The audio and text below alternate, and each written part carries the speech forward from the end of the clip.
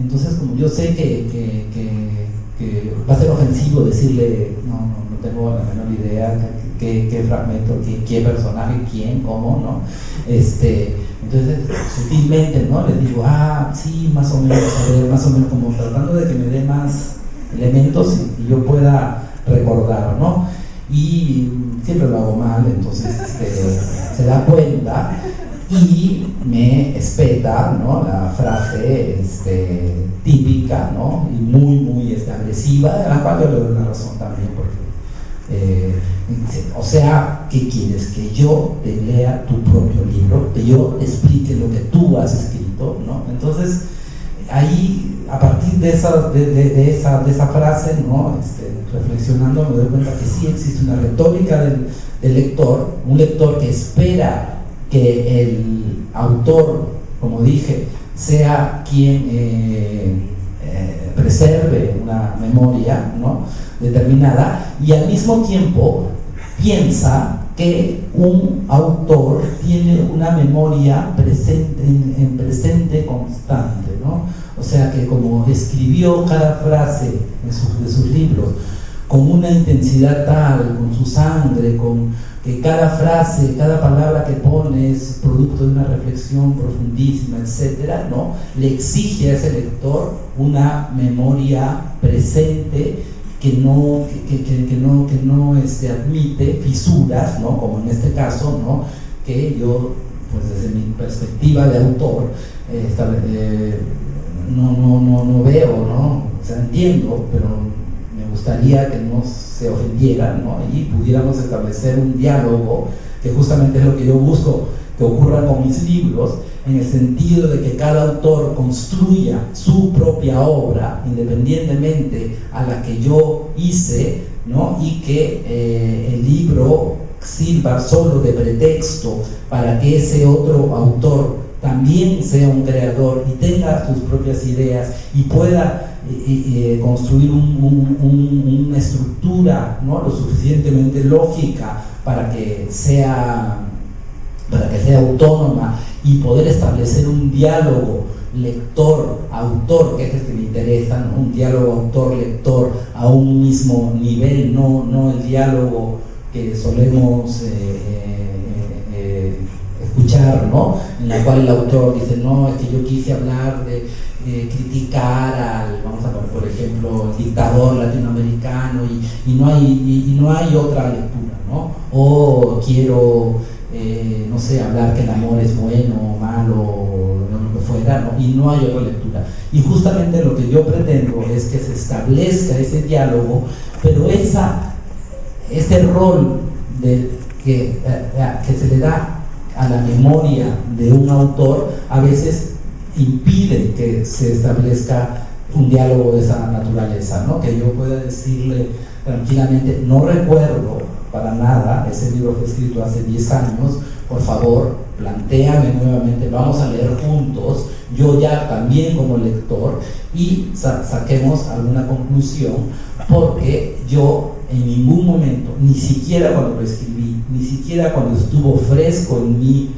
memoria el instante de la escritura, intenté de tener una supremacía, ¿no? Que mi memoria fuera la que, la que después sería mi memoria, que mi idea fuera la que rigiera el texto que ese lector está leyendo. Actualmente tengo graves problemas, ya no a ese nivel, ¿no? De varios libros, ¿no? En el sentido, continúo con la respuesta, ¿no? De lo elusivo y de lo fugaz, ¿no? De esta memoria.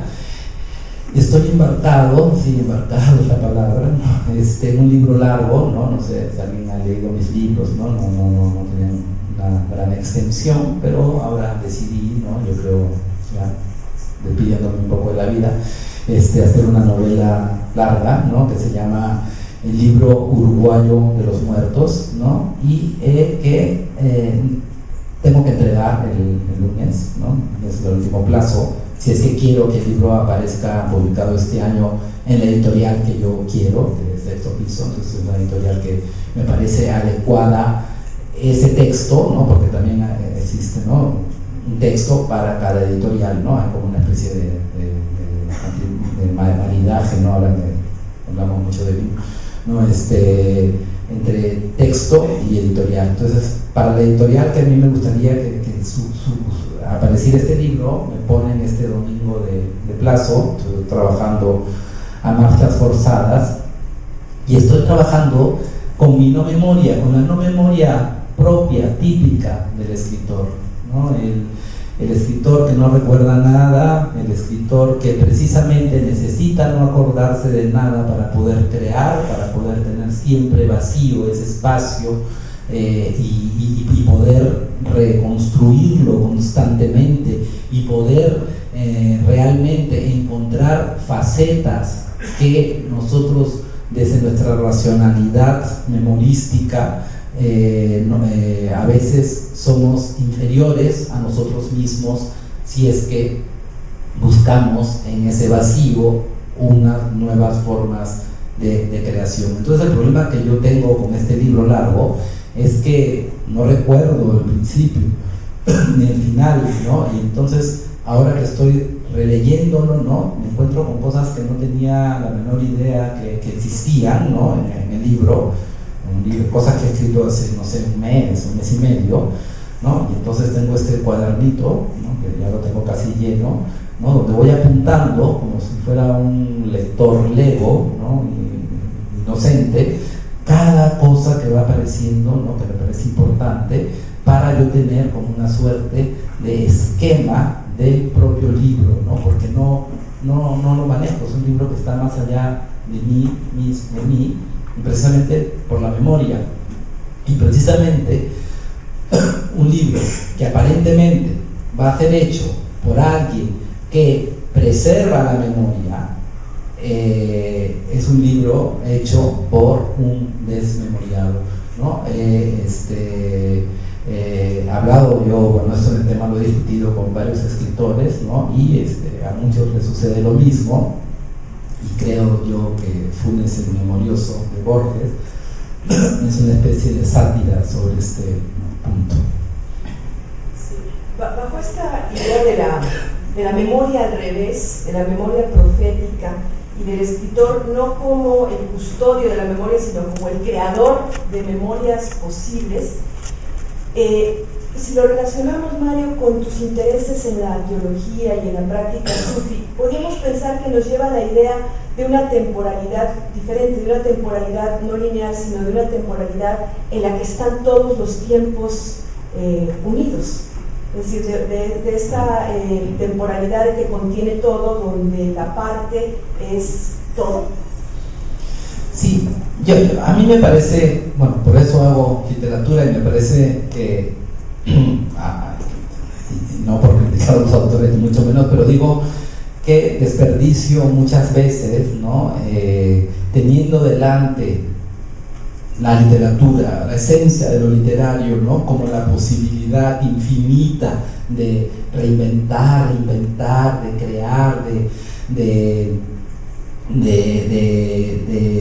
formar universos, ¿no? Que tienen que tener una verosimilitud muy rígida, una sistematización muy rigurosa, ¿no? Pero no necesariamente tienen que ser vehículos, ¿no? De reflejo de esta realidad, ¿no? Que muy pocos, bueno, que algunos autores no aprovechen esa opción, ¿no? Y limiten la literatura a una suerte de estadio intermedio entre la realidad y un público lector, ¿no? Que se limiten a reflejar de una manera lo más fidedigna posible esta realidad. Entonces, uno de los puntos, sí, en los cuales coincido, ¿no? Con este pensamiento místico, y no crean que al decir esto quiero que quede claro, porque a mí cuando volví a México, yo vivía muchos años fuera, ¿no? Y hablaba de teología o hablaba de asuntos místicos, etcétera, ¿no? A un nivel muy raro, y cuando llegué a México creían que yo cargaba la Virgen los domingos, ¿no?